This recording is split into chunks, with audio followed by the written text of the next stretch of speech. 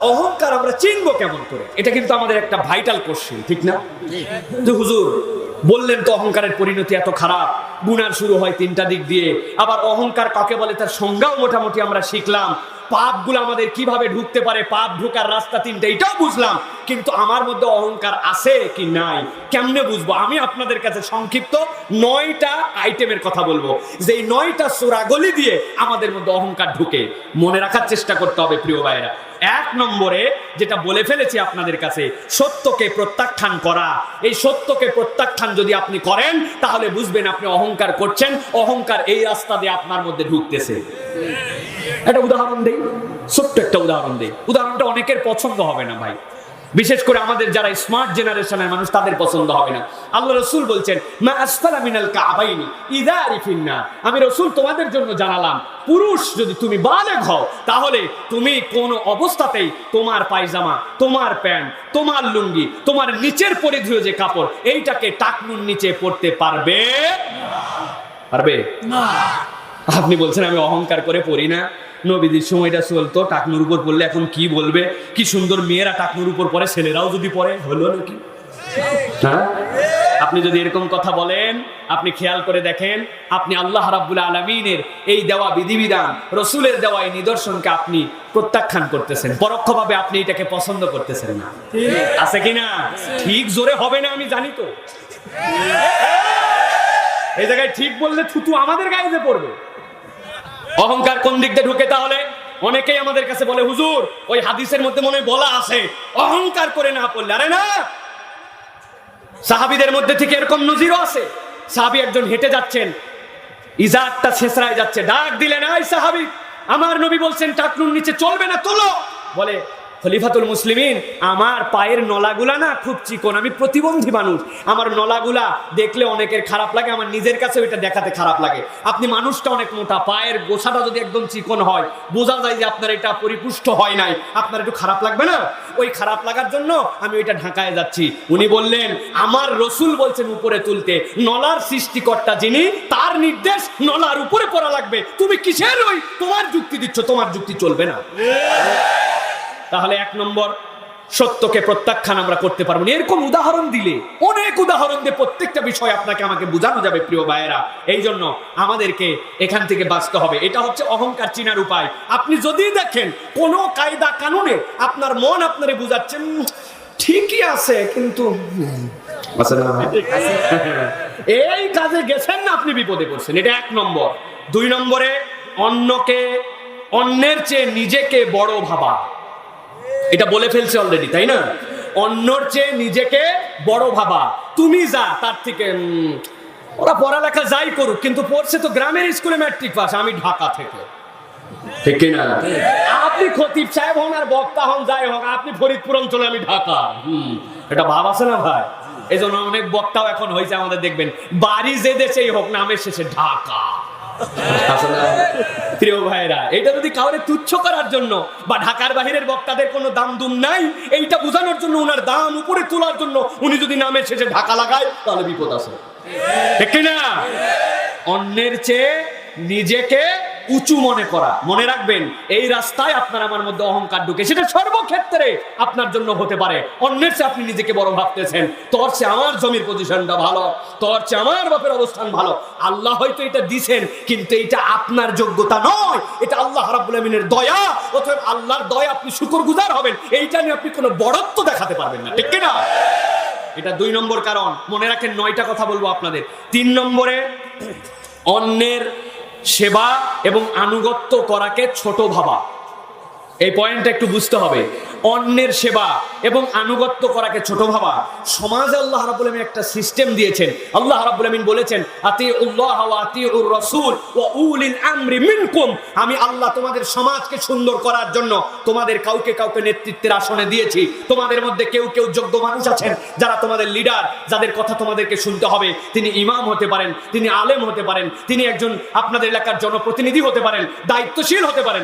আপনি মনে করছেন, আরে আমি আমার মতো করে আসি, অমুকরে আবার মানা লাগবে কেন, তার আবার আনুগত্য করা লাগবে কেন, তার কথা আবার শোনা লাগবে কেন, ওই ডাক দিলে ওর পিছে আমার যাওয়া লাগবে কেন, এই যে একটা হাম্বরাই ভাব, আমিও কিছু, অতএব আমি নেতৃত্বের মধ্যে যাই না, নেতৃত্ব মানি না, এরকম যদি মেন্টালিটি হয় তাহলে আপনার মধ্যে বুঝবেন সূক্ষ্মভাবে অন্তরের মধ্যে অহংকার ঢুকতেছে। প্রিয় ভাইয়েরা, সাথে সাথে অন্যের সেবা করা, মানুষের পরোপকার করা, সেবা করা। ওর যে অবস্থান আর আমার অবস্থান, আমার দায়িত্ব কি ওর উপকার করা নাকি? ওটা নিচের পরের দায়িত্ব আছে, দায়িত্বের লোকের আছে, তারা করবে। এই জিনিসটা খুব সাংঘাতিক। আল্লাহ রাব্বুল আলামিন সূরা কাসাস, কোরআনের 28 নম্বর সূরা কাসাসের 83 নম্বর আয়াতের মধ্যে এই প্রসঙ্গে আল্লাহ রাব্বুল আলামিন দুটো চমৎকার কথা বলেছেন। আল্লাহ রাব্বুল আলামিন বলছেন, তিলকা দারুল আখিরা نجعلها للذين لا يريدون علوا في الأرض ولا فسادا والعاقبة للمتقين। আল্লাহ রাব্বুল আলামিন বলছেন, তিলকা দারুল আখিরা, পরকাল নামক তোমাদের যে একটা মহা সমাগমের পয়গামের জায়গা আছে, ওই জায়গাতে আল্লাহ রাব্বুল আমিন বলছেন, নাজালুহা লিল্লাযিনা, আমি ওই দিবসের পরিণাম দিবসের সুন্দর সুন্দর উপহার তো তাদের জন্যই রেখেছি, কাদের জন্য? লা ইউরিদুনা উলুওয়ান ফিল আরদি ওয়ালা ফাসাদা, যাদের মধ্যে কেবলমাত্র দুইটা গুণ নাই। একটা হচ্ছে দুনিয়ায় কোনো বিশৃঙ্খলা তারা চায় না, আর দুই নম্বরে যারা দুনিয়ার বুকে অধ্যত্ত করে চলে না। আমার আল্লাহ বলছেন, যারা অধ্যত্তহীন, যারা হাম্বড়াই করে বেড়ায় না, অনেক টাকা হয়েছে, পয়সা হয়েছে জন্য একটা পাওয়ার দেখানো, একটা মাতবরি দেখানো, একটা ডাঁট দেখানো, দুনিয়ার বুকে চলাফেরা দেখলে বোঝা যায় উনি বুঝাতে চায় উনি কিছু একটা হয়েছে। আল্লাহ বলছেন, এই অধ্যত্ত যারা দুনিয়ার বুকে দেখায় না, আর দুই নম্বরে দুনিয়ার বুকে যারা অহংকার করে না, ফাসাদ করে না, ওয়ালা ফাসাদান, আল্লাহ বলছেন যারা ফাসাদ করে না, আমি আল্লাহ রাব্বুল আমিন এই দুই শ্রেণীর জন্যই পরকালীন জীবনে অনন্য নিয়ামতগুলোকে সংরক্ষণ করেছি। এরপরে রব্বুল আমিন বলছেন, ওয়াল আকিবাতু লিল মুত্তাকিন, আর পরকাল দিবসের পরিণতি আর ওই দিনের অনুষ্ঠানটা তো আল্লাহকে যারা ভয় করে তাদের জন্যই আমি আল্লাহ সাজিয়েছি। সুবহানাল্লাহ।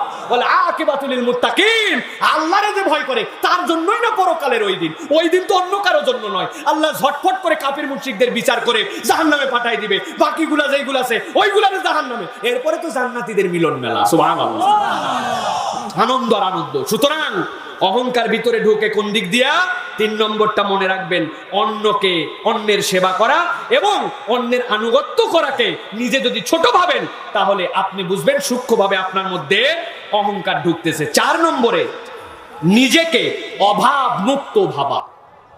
কি বাঙালিদের এখন অহংকার ঢোকার এটা একটা অন্যতম জায়গা হয়ে গেছে, নিজেকে অভাব মুক্ত ভাবা। আগে বাবা মানুষের জমিতে কাজ করছিলাম, এখন 2-4 বিঘা জমি হয়েছে, এখন বিরাট একটা ভাব। আগে ছেলে পেলে আমার পড়ালেখা ছিল না, এখন ঢাকায় টাকায় চাকরি করে, আগের সেই লোক আমি আর নাই। কি বলতেছিস তুই? ভাব নাই কিনা? নিজেকে অভাব মুক্ত ভাবা বড় ভয়াবহ। যত দিক দিয়ে আপনার মধ্যে অহংকার ঢুকে, এর সবচেয়ে বড় দিক হচ্ছে নিজেকে অভাব মুক্ত ভাবা। খবরদার, বারবার বলেছে আল্লাহুস সামাদ, আল্লাহ একমাত্র মুখাপেক্ষী, তাছাড়া আমরা সর্বদা মুখাপেক্ষী। আপনার শরীর স্বাস্থ্য খুব ভালো, আপনি খুব টাইট ফিগারওয়ালা, আপনার কোনো অসুখ নাই, আপনি কত বড় অমুখাপেক্ষী দেখি না, বাপের বেটা হলে নাক আর মুখ ধরে 3 মিনিট থাকেন। একজন প্রমাণ দেখায় আমার কাছে, আসেন 1000 টাকা দিব, আসেন, নাকটা ধরবেন, মুখটা ধরবেন, আর যদি আপনারা না ধরতে পারেন তা আমারে ধরতে দেন, আমি ধরি, আসেন 1000 টাকা কামাই করেন। আহা, 1 মিনিটের বেশি আল্লাহর দেওয়া অক্সিজেন ছাড়া উনি থাকতে পারে না। উনি আবার ভাব নাই যে আমি অমুখাপেক্ষী। এর থেকে নিমক হারাম পৃথিবীতে নাই, ঠিক কিনা? অতএব খবরদার, অহংকার কখনো করবেন না। যখনই এইটা মনে হবে তখনই নাক মুখ ধরবেন। তুই কে ডারে? যখনই অহংকার হবে সাথে সাথে বলবেন আমার বউরে যে, বউ এদিকে আসো, স্টেপলার মেশিনটা দিয়ে আমি টান দিয়ে ধরতেছি, আমার চোখে স্টেপলার লাগাই। পারবেন না বলতে? কত বড় ক্ষমতা দেখবনি যে আপনি 2 চোখ বন্ধ করে এবার বাথরুমে যাও। আল্লাহর দেওয়া জ্যোতি ছাড়া 1 সেকেন্ড চলতে পারে না। উনার 3 বিঘা জমি হয়েছে, অল্প একটু পাওয়ার হয়েছে, একটুখানি ক্ষমতা পাইছে, উনি এখন বড় বড় দাপট দেখায়, ঠিক কিনা? খবরদার, অহংকার। অহংকার তাহলে কোন চোরাগলিতে ঢুকে? নিজেকে অমুখাপেক্ষী ভাবা। এটা কয় নম্বর? খালি বলতেছি না, মুখস্থ রাখতেছেন। 4 নম্বর। 5 নম্বরে লোকের কাছে বড়ত্ব জাহির করা এবং নিজের দোষটুটি মনে না করা। লোকের কাছে বড়ত্ব জাহির করা, আমার হামবড়াই করা, আমার বড়ত্ব করা, ছোট একটা জিনিসকে রং সং লাগায়া ওইটাকে একটা বিরাট বড় ব্যাপার স্যাপার দেখানো। তোর মোবাইলে সেলফি তুললি দেখলাম, তোর মোবাইলটা কেমন যেন অন্ধকার অন্ধকার আসলো, ব্যাপার কি? ও বলতেছে দোস্ত ভালোই তো আসার কথা। আসলে উনি বুঝাতে চায় তোর মোবাইলটা কোন কোম্পানি আর আমার মোবাইল, আমার মোবাইল হচ্ছে ভালোই আসছে, আসারই কথা আইফোন 7 তো দেখে না আছে। কিন্তু আমাদের মধ্যে অন্যের কাছে নিজের বড়ত্ব জাহির করা, মানে কোনোভাবে তোর জুতাটাও সুন্দর, কিরকম দাম নিছে রে, কি জন্য জিজ্ঞাসা করছে যে তোরটা শুনলে এবার আমারটা যে শুনতে যাবে, তোরটাও তো ভালো লাগতেছে। আর বলিস না দোস্ত, এটা ঢাকায় পাওয়াই যাচ্ছিল না, পলওয়েল সুপার মার্কেট থেকে এক পিসি ছিল, এইটাই পাইছি। ও জিজ্ঞাসাই করেনি অত কিছু, সব বলতে বলতে শেষে এটা দাম কত, পাইছে কোথায়, সব এই নিজের বড়ত্ব জাহির করার জন্য সব সময় পেরেশান থাকে। এইটা অহংকার ঢোকার অন্যতম একটা মাধ্যম। যদি এই রোগ আমাদের মধ্যে থাকে, আজকের থেকে খুঁজে এইটারে ঔষধ দিয়ে মারি ফেলা লাগবে। ঔষধের কথাও বলবো, অহংকার দূর করা যায় কেমন, অহংকার তো ঢুকতেছে কেবল, এবার বাইর করবো কেমন এটা বলবো না, বলবো। সময় যদিও খুবই সংক্ষেপ, তারপরে আমি বলবো ইনশাল্লাহ। 5 মিনিট আছে আমার সময়, 7:30 আজান, 8:45 নামাজ, আমি বলবো কি আর রাখবো কি? প্রিয় ভাইয়েরা, তাহলে সংক্ষেপে বলে যাই। তাহলে 5 নম্বর, অন্যের লোকের কাছে বড়ত্ব জাহির করা আর নিজের দোষ ত্রুটিকে গোপন করা অথবা পাত্তা না দেওয়া। অন্য কেউ দোষ করলে আপনি বড় করে দেখেন, আপনার নিজের দোষ আপনি দেখতেই পান না। আসেন একদল অমুক হুজুর করছে এত বড় খারাপ, ওই হুজুর একটা ফতুয়া দেওয়া লাগবে। কি ফতুয়া? আমার ইমাম সাহেবের পিছনে আমি 12 বছর নামাজ পড়তেছি, ইমাম সাহেবের আমি 3টা খারাপ খারাপ দোষ খুঁজে পাইছি। আমি বললাম সুবহানাল্লাহ, আপনি কত ভালো মানুষ, ইমাম সাহেবের পিছে 12 বছর নামাজ পড়ে আপনি 3টা দোষ পাইছেন, আর আপনার এই 12 বছরে কোনোই দোষ নাই। তো আছেন আপনার সাথে বুক মিলাই, কয় লা হাওলা ওয়ালা কুওয়াতা ইল্লা বিল্লাহ। হুজুর বলেন না, আমার তো দোষের শেষই নাই। তাহলে আপনার দোষের শেষ নাই, আপনি ওইটা খুঁজে পান না, আর 12 বছর ইমাম সাহেবের 3 খান খুঁজে পাচ্ছেন। কত বড় মানুষ এইগুলো, আছে কিনা? আছে কিনা? আলেমদের দোষ খুঁজে বেড়ায়, হুজুরদের দোষ খুঁজে বেড়ায়, সারা দিন যারা ইসলাম মানে, কোরআন মানে, তাদের পিছনে পিছনে লেগে থাকে, নিজের যে অবস্থা খারাপ এটা বিবেচনাই করেন। আছে কিনা? আছে কিনা? সাবধান, খুব সাবধান। নিজের দোষকে হাইড করে রাখে, নিজেরটাকে বলেই না, নিজের বাচ্চা করলে সব মাপ, অপরের বাচ্চা করলেই দোষ। কাজের মেয়ে যদি একটা কাঁচের বাটি ভেঙে ফেলে, তার পিঠায় লাল করে, আর নিজের ছেলে যদি জগও ভেঙে ফেলে, ছোট মানুষ তো, বড় হলে ঠিক হয়ে যাবে। আব্বু এগুলো করে না। এই সকল ধান্দাবাজি বাদ দেন, এটা অহংকার, এটা প্রকারান্তরে আপনার মধ্যে অহংকার তৈরি করবে। এখান থেকে বাঁচতে হবে প্রিয় ভাইয়েরা। আর এই যে বরত্ব জাহির করে, এটা সাংঘাতিক, এইটা একদম মানুষকে শেষ করে দেয়। কিভাবে? কথা অনেক লম্বা। মুসা আলাইহিস সালাম, হারুন আলাইহিস সালাম গেলেন, এর আগ পর্যন্ত কিন্তু ফেরাউনের এত খারাপ পরিণতি হবে বোঝা গেছিল না। দাওয়াত নিয়ে 2 জন গেলেন, যাওয়ার পরে ওই যে তাদের কাছে জাদুর সব লোক হাজির হলো, মুসা আলাইহিস সালাম লাঠি ছাড়লেন, সব খায় ফেলছে। ফেরাউনও কিন্তু কেঁপে গেছিল, জানেন তো আপনারা। কিন্তু কাঁপলে কি হবে? সাথে সাথে পিকআপ আবার বদল করছে, পিকআপ বদল করে ভাব নিছে, নিয়ে বলছে আনা রব্বুকুমুল আলা। ওগুলোও রব, কিন্তু আমি হচ্ছে তার উপরে। আল্লাহ রাব্বুল আলামিন এর আগ পর্যন্ত বলেন নাই। ওই দিনই আল্লাহ বলছেন ফাআখাযাহুল্লাহু নাকালাল আখিরাতি ওয়াল উলা। এতদিন পর্যন্ত তোর বাঁচার রাস্তা ছিল, কিন্তু যেই না বলছে আমি সবচেয়ে বড়, আল্লাহ রাব্বুল আলামিন সহ্য করেন নাই। আল্লাহ বলছেন দুনিয়া আখিরাতে লজ্জতি করে, জিল্লতি করে তোরে শেষ করছি। দুনিয়ায় সাগরের নিচে চুগনি খাওয়াইছি, ওই পারে যাওয়ার পরে কি হবে আমরা সবাই দেখতে পাবো। ঠিক না? খবরদার, হামবড়াই চলবে না, এটা অহংকার আমাদের মধ্যে ঢুকায়। এরপরে 6 নম্বরে, অন্যকে নিজের তুলনায় ছোট ভাবা। প্রথমটা কি বলছি? নিজেকে অন্যের তুলনায় বড় ভাবা, আর এখন হচ্ছে অন্যকে নিজের তুলনায় ছোট ভাবা। বুঝছেন? আমি যা আসি, কিন্তু আমার থেকে ওই ব্যাটার কিছুই নেই। ভালো করে বুঝে নেন, মনে হয় বুঝতে পারেন নাই না, বুঝছেন আপনারা? এর আগে বলছি কি? এর আগে বলেছি যে নিজেকে অন্যের থেকে বড় ভাবা, আর এখন ভাবতেছেন কি? এখন ভাবতেছেন আমার থেকে এই লোকটা ছোট, অন্যকে ছোট ভাবা। এটাও আমাদের মধ্যে একটা রোগ, এখান থেকে আমাদেরকে বাঁচতে হবে প্রিয় ভাইয়েরা। এরপরে আপনার আমার জন্য আরেকটা বিষয় রয়েছে, সেটা হচ্ছে যে দুনিয়ার বুকে আমরা মনে করি যে শক্তি আর বুদ্ধির জোরে অন্যের হক আমরা বোধহয় নষ্ট করার অধিকার রাখি। আছে না ভাই? নিজের বুদ্ধি নিজে একটা অবস্থানে চলে গেছি, শক্তি হয়ে গেছে আমাদের, আর কোনো মানুষজনকে আমরা পাত্তাই দেই না, আর কোনো মানুষকে আমরা গুনি না। সিস্টেম করে বুদ্ধি করে সালিশ নিয়ে গেছিল চেয়ারম্যানের কাছে যে এই জমিটা এই বাড়িটা কার হবে, আপনি ফাইসালা করে দেন। এমন চালাকের চালাক সালিশওয়ালা দুইজনের কেউই পাই নাই, ভবিষ্যতে ওই জমির মালিক উনি হয়ে গেছে। আছে না ভাই? যার কাছে বিচার নিয়ে গেছেন তাল গাছের মালিকই সেই হয়েছে এখন। এরকম আমাদের সমাজে প্রচুর আছে, আছে কিনা? প্রিয় মুসলমানেরা, অন্যকে নিজের তুলনায় আপনি যদি ছোট ভাবেন, আল্লাহ রাব্বুল আমিন কোরআনুল কারীমের মধ্যে তাদের জন্য একটা আয়াতে কারিমা দিয়ে অনন্য একটা উদাহরণ দিয়েছেন। কথা একবারে শেষের দিকে ভালো করে খেয়াল করেন। আল্লাহর নবীর সামনে হযরতে খাব্বাব, হযরতে বেলাল, হযরতে খোবায়েব, হযরতে আব্দুল্লাহ ইবনে মাসউদ চারজন বসে আছেন। হযরতে খাব্বাব, খোবায়েব, হযরতে বেলাল, হযরতে আব্দুল্লাহ ইবনে মাসউদ, ইনাদের কারোই সামাজিক অবস্থান বড় নয়। হযরতে বেলাল তো দাস ছিলেন, আপনারা জানেন। হযরতে খাব্বাব তো ইরাক থেকে এসেছেন, সেই অঞ্চল থেকে তিনিও একজন দাস। হযরতে খোবায়েব, আব্দুল্লাহ ইবনে মাসউদ, সমাজে তাদের কোনো মূল্য নাই।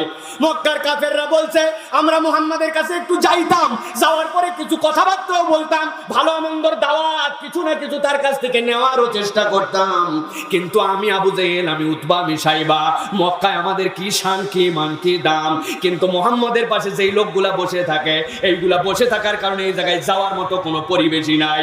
আরে দাসের সাথে, আরে ওই কামারের সাথে, কুমারের সাথে, এইরকম সব দুর্বল দুর্বল মানুষগুলার সাথে এদের সামনে বসে থাকে মুহাম্মাদের সামনে, ওই জায়গায় যাই আমরা বসবো কেমন করে? আমাদের একটা অবস্থান আছে, আমাদের অবস্থানে মুহাম্মাদের সাথে যদি আমরা কথা বলতে চাই, তাদের সাথে কিছু ডায়লগ বিনিময় করতে চাই, তাহলে অন্ততপক্ষে এই লোকগুলারে সরায় দিলে আমরা অন্তত সামাজিকভাবে তার সামনে যে অবস্থান পেতাম। আমার আল্লাহ রাব্বুল আমিন এই ঘটনাটা কোরআনুল কারীমের মধ্যে উল্লেখ করে দিয়ে তাবৎ পৃথিবীর মানুষকে বলছেন, ওই মানুষের দাম, ওই মানুষের শান, ওই মানুষের অবস্থান দুনিয়ার কোনো কিছু দিয়ে বিবেচিত হবে না। ওই মানুষ যদি ইমানদার হয়, ওই মানুষ যদি আল্লাহর দিকে চলার প্রবৃত্তিওয়ালা হয়, ওই মানুষ যদি মুমিন হয়, এইটাই আল্লাহর কাছে সবচেয়ে বেশি দামি। আল্লাহ আয়াতে কারিমা নাজিল করলেন, ওয়ালা তাতুরদিল্লাযীনা ইয়াদউনা রাব্বাহুম বিল গাদাতি ওয়াল আশি ইউরিদুনা ওয়াজহা। ওদের দাম যতই হোক না কেন, ওদের অবস্থান যাই হোক না কেন, সমাজপতি থেকে তাদের যত বিদ্যা বুদ্ধি থাকুক না কেন, আমি আল্লাহ রাব্বুল আমিন আপনার কাছে বললাম, হে রাসূল, আপনার সামনে যেই মানুষগুলা থাকে, খবরদার খবরদার তাদেরকে আপনার সামনে থেকে সরাবেন না। তাদের আপনার সামনে থাকার কারণ কি? থাকার কোনো কারণ নাই, দুইটা কেবল কারণ। ইয়াদউনা রাব্বাহুম বিল গাদাতি ওয়াল আশি, সকাল সন্ধ্যা নিয়ম করে করে তারা তার রবকে ডাকে, আর কিছুই চাই না দুনিয়াতে। ইউরিদুনা ওয়াজহা, কেবল আল্লাহর সন্তুষ্টি চায়। এই দুই গুণওয়ালার থেকে দামি মানুষ আল্লাহর কাছে আর কেউ নাই। আল্লাহু আকবার। আর আমরা দেখতে পাই আমাদের সমাজে যারা দায়িত্বশীল সমাজপতি, এই দুই গুণওয়ালার কোনো দামই নেই। আল্লাহওয়ালা, ভালো মানুষ, নামাজি মানুষ, আর তো এগুলো সব ফকির মিসকিন কোথার থেকে মোল্লা মুন্সির দল আছে আমাদের কাছে। আর একখান শার্ট প্যান্ট কোট পরা, সারা জীবন চুরি চামারি অবৈধ কামাই করে করে মুড়ি বানাইছে, বাড়ি বানাইছে, গাড়ি বানাইছে, উনার চাকচিক্য দেখে হুজুররাও দাম দেয়। খালি বাইরে দোষ দিচ্ছেন কেন? হুজুররাও দাম দেয়। আল্লাহ রাসূল সাল্লাল্লাহু আলাইহি ওয়াসাল্লাম বলছেন, ভালো করে খেয়াল করেন, দুনিয়ার মানুষকে আল্লাহ নবী শিক্ষা দিচ্ছেন, দুনিয়ার মানুষ তোমরা খবরদার খবরদার কোনো মানুষকে হেয় করো না, দুর্বল মানুষকে নিমস্করাও করো না। আল্লাহ রাসূল বলেন, আলা উখবিরুকুম বিআহলিল জান্নাহ, ও আমার সাহাবীরা, আমি কি তোমাদের কাছে জানাবো না জান্নাতি কারা? জানাবো কিনা? আল্লাহ নবী জিজ্ঞাসা করলেন, সাহাবীরা বললাম দিয়ে উঠে বলছেন, না আমি ইয়া রাসূলুল্লাহ, কেন নয় কেন নয়, অবশ্যই জানান জান্নাতে কারা যাবে, আগে ভাগে জান্নাতে কারা পৌঁছায় যাবে। আল্লাহ নবী বললেন, শোনো, কুল্লু দাঈফিন, আল্লাহ নবী এইটুকু বলে থেমে গেলেন। শোনো, জান্নাতীদের পরিচয় জানো নাকি? দুনিয়ার যত দরিদ্র, যত দুর্বল, যত টাকা পয়সা কমওয়ালা, আল্লাহর নবী বললেন এই দুর্বলগুলাই আগে আগে জান্নাতে যাবে। এরপর আল্লাহর নবী বলছেন, শোনো, ওই দুর্বল মানুষটা, যেই মানুষটার কাপড় চুপুর, যেই মানুষটার সামাজিক অবস্থান, এইগুলা দেখে তোমরা মোটেও পাত্তা দাও না, একটুকু গুরুত্ব দাও না। ওই মানুষ ধুলামলিন অবস্থায় চলে, তার জামার চাকচিক্য নাই, তার আচরণের চাকচিক্য নাই, বাহাদুরি নাই। আল্লাহ নবী বলছেন, শোনো, লাউ আকসামা আলাল্লাহি লা আবাররা। এরকম মানুষ দুনিয়ায় কতগুলো আছে, যাদের জামা, যাদের কাপড়, যাদের সামাজিক অবস্থান, এইগুলো একটাও তোমার কাছে মূল্য পায় না। কিন্তু আল্লাহর কাছে ওই দরিদ্র মানুষগুলা, আল্লাহর দিকে মুতাওয়াজ্জহ হওয়া, আল্লাহর জন্য জিকির করা, আল্লাহকে স্মরণ করা, আল্লাহকে ভালোবাসায়, ওই মানুষগুলার মর্যাদা আল্লাহর কাছে এমন পৌঁছাইছে। আল্লাহ নবী বলছেন, লাউ আকসামা আলাল্লাহি লা আবাররা। তারা আল্লাহর কসম করে, আল্লাহর কাছে কসম কেটেও যদি কিছু চায়, আল্লাহ ওই ব্যক্তিদের ওই সাওয়াকে কখনো ফিরান না। লাউ আকসামা আলাল্লাহ, ওই লোক বলে বলছে আল্লাহর কসম, এটা আল্লাহরে দেওয়াই লাগবে, আল্লাহ দিয়ে দেন। সুবহানাল্লাহ, সুবহানাল্লাহ। জুন্নুন মিসরি এইরকম ছিলেন মানুষ, নিজেকে ছোট ভাবছেন। মিশরের সব লোক তার কাছে গেছে, মিশরে পানি নাই, পানি নাই। আপনি দোয়া করেন আল্লাহর কাছে, আমাদের হুসনে জন, আপনি দোয়া করলে আল্লাহ পানি দিয়ে দিবে।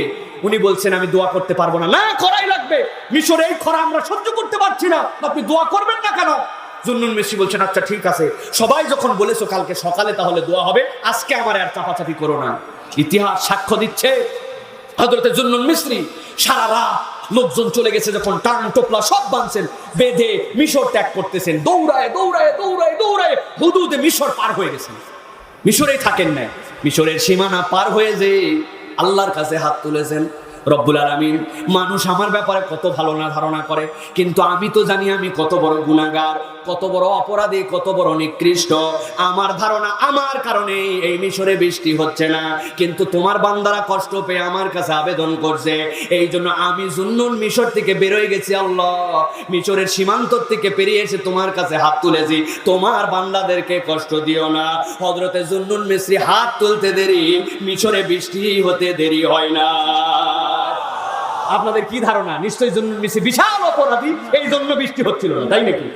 নিজেকে ছোট করে দিয়েছেন, নিজের বিনয় দেখে আল্লাহ তাকে কবুল করে দিয়েছেন। আল্লাহ রাসূল এই জন্য বলছেন, আহলুল জান্নাতদেরকে চিনে রাখো। লাউ আকসামা আলাল্লাহি লা আবাররা। আল্লাহর কাছে কসম করলে আল্লাহ ফিরাতে দ্বিধাবোধ করেন, তাদের শপথকে আল্লাহ কবুল করে নেন। সুবহানাল্লাহ। এরকম মানুষ আমাদের সমাজেও আছে, আমরা চিনি না।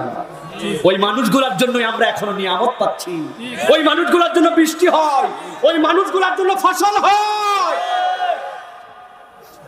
প্রিয় ভাইয়েরা, এই গেল হচ্ছে আপনার আমার জন্য অহংকার ঢোকার আরো কতগুলো কারণ আছে। আরেকটা বলি, সেইটা হচ্ছে অধীনস্থদের সাথে খারাপ ব্যবহার করা। আমার যারা নিচে থাকে, আমার ড্রাইভার, আমার বাড়ির কর্মচারী, আমার অধীনস্থ যে মানুষগুলা, এদের সাথে আমরা রাফ অ্যান্ড টাফ ব্যবহার করি। এই ব্যবহার থেকে বাচ্চাদেরকেও শিখাতে হবে। বাচ্চাদেরকে বুয়া বলে ডাকে, বাচ্চারা আপনার ড্রাইভারে তুই তুকারি করে, আপনার কাজের মেয়ারে অনেক বড় তার থেকে বয়সে তারে তুই করে বলে। এইগুলা শিখানো যাবে না, এইগুলো আস্তে আস্তে তার মধ্যে অহম নিয়ে আসবে। এইটা আল্লাহ রাসূল সাল্লাল্লাহু আলাইহি ওয়াসাল্লামের শিক্ষা, যে তোমরা অধীনস্থদের সাথে খারাপ ব্যবহার করো না। প্রিয় ভাইয়েরা, সময় বড় সংকীর্ণ, এই জন্য আমি আর কথা বাড়াতে পারছি না। লাস্ট পয়েন্টে আপনাদের কাছে বলে দেই, অহংকার থেকে মুক্তির জন্য আমাদের মৌলিক 3টা দায়িত্ব, আর সাথে সাথে আমাদের আবার 9টা দায়িত্ব আছে। এটা বলতে গেলে তো আজকে আমাদের পুরো সব সময় পার হয়ে যাবে। প্রিয় না, বলতে হবে, এইটুকু না বলে গেলে হবে না, এইটুকু বলে দেই আপনাদের কাছে। প্রথম, যদি অহংকার থেকে মুক্তি চান, 1 নম্বর আগে শপথ করতে হবে যে আমরা মুক্তি চাই কিনা। চান? তাহলে 1 নম্বর নরম তবিয়তের মালিক হতে হবে। তবিয়ত নরম করতে হবে, মেজাজি চরিত্র না। বাপরে বাপ, এই লোকটার ব্যবহার খারাপ, আর কিছু না করিস, ওর মুখের জ্বালায় ওর কাছে যাওয়া যায় না। আছে না ভাই? মরার পরে ইমাম সাহেব দাঁড়ায় বলছিল, কেমন ছিল? লোকজনে চিন্তা করছে মাঠের মধ্যে শীত, গরম, মাথার উপরে রোদ, হুদায় এখন ঝামেলা বাড়ানোর দরকার কি? জোরেই বলছে ভালোই ছিল, আর ভিতরে ভিতরে বলছে কেমন ছিল? জানাই ছিল। আছে না ভাই? খবরদার, নরম তবিয়ত করেন। মানুষ যেন আপনাকে বলে এই মানুষটা বিনম্র, এই মানুষটা নরম তবিয়তের অধিকারী। হতে পারবো ইনশাআল্লাহ? নরম তবিয়ত কেমনে হবে? হতে তো চাই, হয় না কেন? কারণ সৎ সহবত লাগবে। নরম তবিয়ত করতে চাইলে কি লাগবে? সৎ সহবত। ভালো মানুষের সাথে আপনাকে মিশতে হবে, ভালো মানুষ খুঁজে বের করতে হবে। আপনারে কই পাবো আপনি জানেন? যে ভালো মানুষ আপনার ব্যাপারে হোসনে জন আছে, তাদের কাছে আপনার মিশতে হবে, তাদের সাথে সময় দিতে হবে, ভালো না লাগলেও তাদের সাথে যেতে হবে। ইমাম সাহেবের কাছে আমরা যাই না। ইমাম সাহেব, মুয়াজ্জিন সাহেব, আলেম ওলামা, সমাজের ভালো মানুষ, এইগুলার তো দুর্বল ভাবছি আমরা, এই জন্য এদের সাথে খাতির রাখি না। খাতির রাখি বখাটে, বদমাইশ, মস্তান, যারে দেখলে গুন্ডা সান্ডা মনে হয়, এলাকার মানুষ একটু ভয় পায়, কোনো একটা ঘটনা ঘটলেই মোবাইল বাইর করে আয়া পড়তো। উনার একটা সান্ডা বন্ধু আছে, একটা 2 নম্বর একটা লিংক আছে, ওইটার পাওয়ার উনি দেখায়, ঠিক কিনা? খবরদার, এই পাওয়ার যদি আপনি দেখান তাহলে উল্টা পাওয়ারও আছে। দুর্বলের প্রতি যদি অত্যাচার করেন, একটা ঘটনা বলে দেয় আপনাদের কাছে 1 মিনিটের মধ্যে। দিল্লির রাস্তায় হেঁটে হেঁটে যাচ্ছে স্বামী স্ত্রী, বড় আধুনিক পোশাক পরে, আধুনিক পোশাক, এক মুরব্বী পাশ দিয়ে যাচ্ছে জুতা স্যান্ডেল পরে। 2 মিনিটে শেষ করবো ইনশাল্লাহ। ভাই বলছেন আমাকে, হ্যাঁ আমাকে 8টা পর্যন্ত বলে গেছেন, এই জন্য আমি সেরে দেবো। এখন যাচ্ছে, জুতার স্যান্ডেলের কাদাটা স্ত্রীর গায়ে লেগে গেছে। এখন এক লোক স্বাভাবিক হেঁটে যাচ্ছে, জুতার কাদা যখন গায়ে লাগছে, বউরের পার্টিতে নিয়ে যাচ্ছে, নতুন জামা, আমার বউ তুই কত বড় ব্যাককল, হাঁটা জানিস না, কিচ্ছু জানিস না, আমার বউয়ের গায়ের মধ্যে তুই লাগাইছিস জুতার পানি, কোত্থেকে ব্যাককল আসছিস তুই? কথা বলতে বলতে ঠাস করে এক থাপ্পড় দিয়ে দিস। থাপ্পড় দেওয়ার পরে রাগ একটু কমছে, মুরব্বী হেঁটে হেঁটে বলে গেছে, সরি বাবা, আসলে বুঝি নাই, আমার জুতার পিছনে চটাস চটাস যে তোমার বইয়ের গায়ে লাগছে আমি তো জানি না। কিছু দূর যাওয়ার পরে ছেলে হার্ট স্ট্রোক করছে, করে তরপাতে তরপাতে ওই জায়গাতে অস্থির অবস্থা, তাজা মানুষ তরপাচ্ছে। আর বউরে সবাই এসে বলছে কি হলো হঠাৎ করে, বলছে ওই বৃদ্ধ লোকটা আমার স্বামীরে মেরে ফেললো। লোকজন দৌড়াই গেছে, এই চাচা, ওই বউ, ওই মহিলা বলতেছে আপনি রেখে মারি ফেলেন, বলে কেমন আজব কথাবার্তা, আমি কেন মারতে যাব? ওই মেয়েরা এসে বলছে ওই মুরব্বী মানুষ মারবে কেমন করে? বলে না, একটু আগে উনার পায়ের কাদা আমার এই স্বামী আমার গায়ে লাগার কারণে এরা থাপ্পড় দিয়েছিল, আমার ধারণা উনি নিশ্চয়ই কোনো একটা বদদোয়া করছে জন্য এই ঘটনাটা করছে। উনারে যায় ধরছে যে আপনি কি কোনো বদদোয়া করছেন? বলে না না বাবা, আমি বদদোয়া করিনি, বরং আমি মাফি চাইছি তার কাছে, আমার চলাচল আমার সাবধান করে উচিত ছিল যাতে ওর গায়ে ময়লা না পড়ে। তো ওই লোক বললো কেমন করে, তাজা মানুষ, নিশ্চয়ই আপনি কোনো একটা ঘটনা আছে। বললো তবে একটা কথা আমার মনে হচ্ছে, ওর তো ওটা বেস্ট ফ্রেন্ড ছিল, ওর সবচেয়ে পছন্দের মানুষ, ওই পছন্দের মানুষ হওয়ার কারণে, আমার পায়ের জুতার ময়লা লাগার কারণে ওর ভিতরে কষ্ট দিছে জন্য আমারে থাপ্পড় দিছে। তবে আমার সাথেও একজনের খুব মহব্বত আছে, আমার সাথেও একজনের খুব প্যার আছে, তার জন্য আমি জীবন দিয়ে ইবাদত করার চেষ্টা করি, তিনি আমার বন্ধু আল্লাহ। যখন আমার বন্ধু দেখছে যে ওরে বন্ধুরে মার অপমান হওয়ার কারণে, কাপড়ে দাগ লাগার কারণে আমারে থাপ্পড় দিছে, আমার বন্ধুরে অপমান করলো, আমার আল্লাহ যদি কোনো অ্যাকশন নিয়ে থাকে সেটা নিতে পারে। সুতরাং কোন মানুষের সাথে আল্লাহর মহব্বত আছে, আপনি দুনিয়া আখিরাতে আপনার জীবন ধ্বংস হয়ে যেতে পারে। অতএব বলবো সৎ সহবতের মানুষের কাছে যেতে হবে অহংকার থেকে বাঁচতে হলে। আর 3 নম্বরে জাহান্নামী স্বভাব, আল্লাহ বলছেন 3 শ্রেণীর মানুষ, এই 3 শ্রেণীর মানুষকে আপনার আশপাশ থেকে পরিত্যাগ করতে হবে। 1 নম্বর হঠকারী, 2 নম্বর ঝগড়াকারী, 3 নম্বর অহংকারী।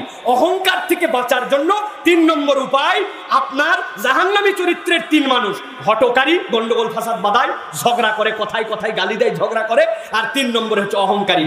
যারা অহংকার করে আপনি বোঝেন এইরকম কোন মানুষের সাথে আপনার সম্পর্ক রাখা যাবে, এখান থেকে বেঁচে থাকতে হবে। এবার এই যে 3টা জিনিস থেকে আমরা বাঁচবো, এই জন্য 9টা টিপস আছে আপনাদের জন্য। এক কথায় বলে দেই 9টা টিপস। 1 নম্বর, নিজের সৃষ্টি নিয়ে নিজেকে ভাবতে হবে। আমি কিসের থেকে তৈরি হয়েছি? খলাকাল ইনসান আমি লালা, আরে আমি কি রে, আমি তো অহংকার করবো আমি কি? এইটা সব সময় নিজেদেরকে ভাবতে হবে, 1 নম্বর। 2 নম্বরে, আল্লাহ আমাকে সব সময় দেখছেন, এই ফিলিংস আপনার রাখতে হবে। 3 নম্বরে, ভুল করে হলেও সাথে সাথে আপনার তওবা করতে হবে। 4 নম্বরে, গরিব, এতিম, মিসকিন এদের সাথে আপনার সম্পর্ক বাড়াতে হবে।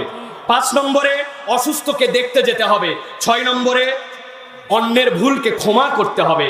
7 নম্বরে, অন্যের কাছে আপনাকে সবসময় নত থাকতে হবে। অন্য যদি কেউ হক কথা বলে, আপনার কথা যদি সেটার সাথে নাও যায়, অন্যের হক কথার কাছে আপনাকে স্যারেন্ডার করতে হবে। 8 নম্বরে, আগে সালাম দিতে হবে। 9 নম্বরে, বিনম্র এবং আচরণে পরিবর্তন আনার জন্য আপনাকে শপথ নিতে হবে। আল্লাহ রাব্বুল আমিন আজকে যে আলোচনা করা হলো, অহংকার কি, অহংকার পরিণতি কি, এটা কিভাবে আমাদের মধ্যে প্রবেশ করে, এখান থেকে কেমন করে বাঁচবো, যে কথাগুলো বলা হলো, এইগুলা আপনাকে আমাকে আমল করে আমাদের জীবন থেকে অহংকার দূর করে জান্নাতে যাওয়ার তৌফিক দান করুন। সকলে বলি আল্লাহুম্মা আমিন।